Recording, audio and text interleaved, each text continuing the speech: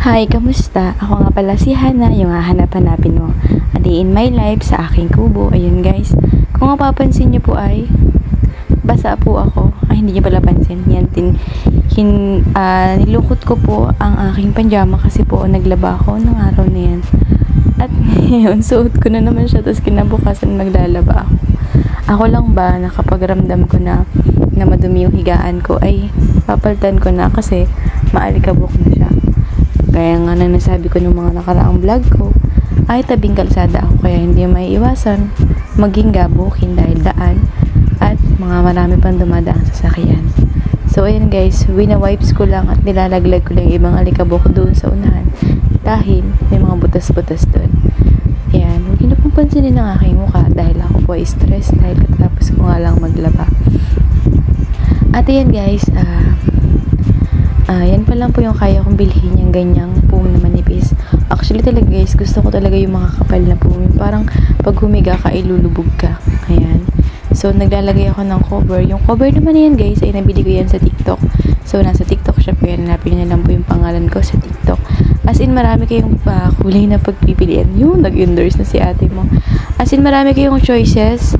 Tapos, makapal yung tela niya. Tapos, kapag may yung pasensya mo, huwag ka na mag-cover. Kasi ako po mali-mali minsan yung paglalagay ko ng cover. So, ayan guys. Tapos ko lang po niyan maglaba. At, nilabahan ko na yung dati niyang cover. Kaya, pinalitan ko na siya niyan.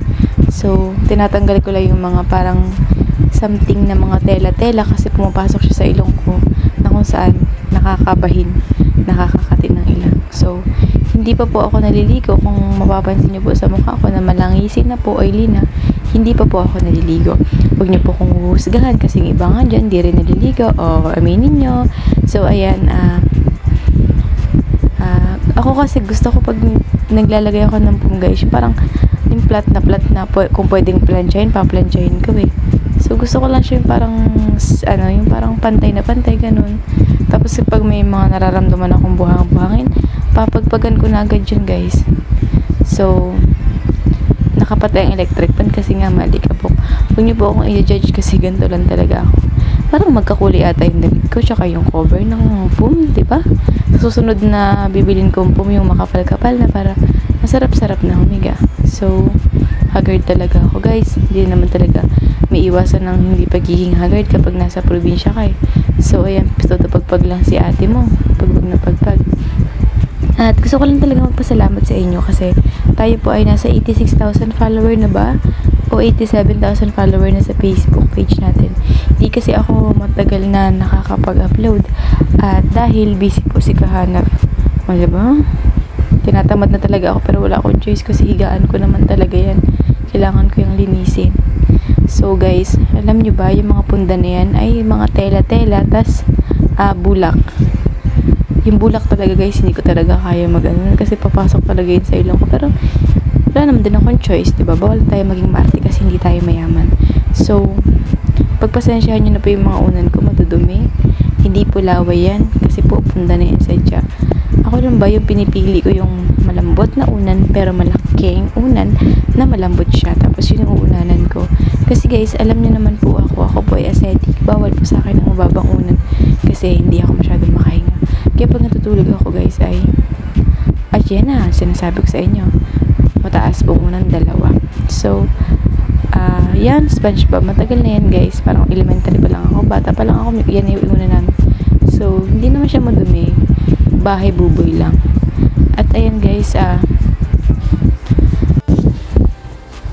ayan guys, kung may naririnig kayo nag-uugong-ugong dyan, yun po ay electric fan. Dahil nga nasa Pilipinas tayo, mainit. Kaya kailangan natin buhayin ng electric fan. So ayan guys, iniimis-imis ko pang ganyan. Pero isang higa ko lang naman dyan, gulo lahat yan. Kasi ako guys, may unan ako sa kanan, sa kaliwang kamay ko, kanang kamay, sa may paahan, tapos dalawang unan, tapos may yapos na yapos pa akong unan. Dahil wala naman akong yayapo din. Yan guys. So, ayan, malapit na tayo. O, diba, inaayos ko pa. Kasi pag kabilang side ka umupo, biglang nahuros yung aking foam. Hindi ko baga maintindihan dito pa, horos-horos. Tapos, ayan. Lilinisin natin yung side na ito. O, diba? Yung bingi ko ay galing yan kay Kuya Jun. Shoutout kay Kuya Jun kasi yung bingi ay ubos na. As in, ubos na talaga. Isa na lang yung titira.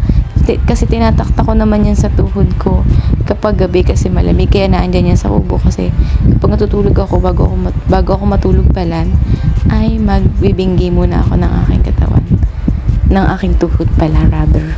So yan, pinunasan ko na kasi malikabok na rin ang ating plaka ng Dalagang Probinsyana for passing 100,000. So yan guys, madalas ba ang pag-brownout sa inyo? Dito rin sa amin madalas ang pag-brownout kasi nag-clearing, tas yun nga may bagyo pa. So yung libro na yan, yung notebook na brown na yan na may nakapatong na relo, yan po ako nasusulat ng mga notes, yung mga hinanay ko sa buhay, charis, pang MMK yarn. So ayan, pinunasan ko pa yung salamin na dipindot na umiilaw. Ewan ko ba, siguro nag-iipon lang ako ng mga gamit dahil gusto ko pag nagkaroon ako ng sariling bahay, meron ako mga gamit na naipundar ko para sa sarili ko. Kahit yung simple lang, kahit yung mumurahin lang, ang mahalaga pinagpagura natin yung binili natin doon. So ayan guys, masyado na ba ako madaldal? Madaldal talaga ako guys, pero mahihain naman ako.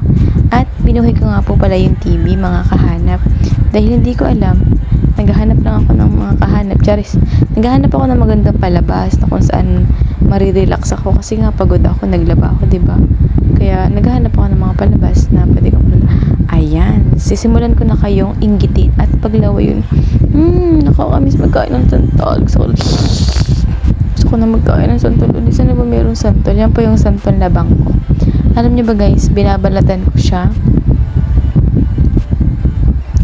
Tapos, binabalatan ko yung santol, tapos kinakain ko, tapos bukod pa yung buto. Masarap na siya guys, yung malapit na, nakakapit na yung balad niya sa malapit sa buto, tanggalin mo lang yung pinakababaw. Ganun, pero madagta pa rin siya. So, ayan guys, yan, ano ba yung pinapanood ko na yan? Hindi ko naman siya pinapanood nagdaan lang siya. Yung parang ano lang siya, parang highlight na sa mga palabas. Kaso pa, sabi ko naman, baka ito yung patayan naman. Kaya ayoko din, takot din ako manood. Mag-isa na ng mga nakakagulat. Baka naman nakatakay hindi ito sa kubo. At so ayan nga mga kahanap, yan, nanonood na po si kahanap nyo. Pagpasensyahan nyo na po ako dahil madalang po ako mag-upload sa Facebook page natin kasi nakapokus po ako sa YouTube. Pero nag-upload naman po ako sa page, pero madalang nga lang po. Pero susubukan ko pa rin at gagawan ko pa rin ng paraan para makapag-upload tayo sa page ng pang-araw-araw. Ayan, nainggit na ba kayo? Naglalaway ka na ba sa santol na kinakain ko? Nakakapaglaway talaga. Alam niyo ba guys, kapag kumain ako ng santol, maasim, maalat yan. UTI ang kasunod niyan. Ihi ako ng ihi. Papatak-patak lang naman. Pero wala naman tayong option kasi nga, kain pa rin tayo ng kain ng mga bawal na pagkain. Ayan, di ba? Nabibili ako sa panonood. Hindi ko alam, nadagdag ko na pala 1 kilong asin. O 1 kilong asin. Parang wala naman ganun. Parang namang sobra naman yung mga chika-chika dyan, Hana. So, ayan mga kahanap. Natutuwa lang ako kasi kahit na charis, naiyak na ba ako? So yan, tutuwa lang ako at gusto ko lang magpasalamat po sa inyo dahil hindi nyo po kayo niiwan.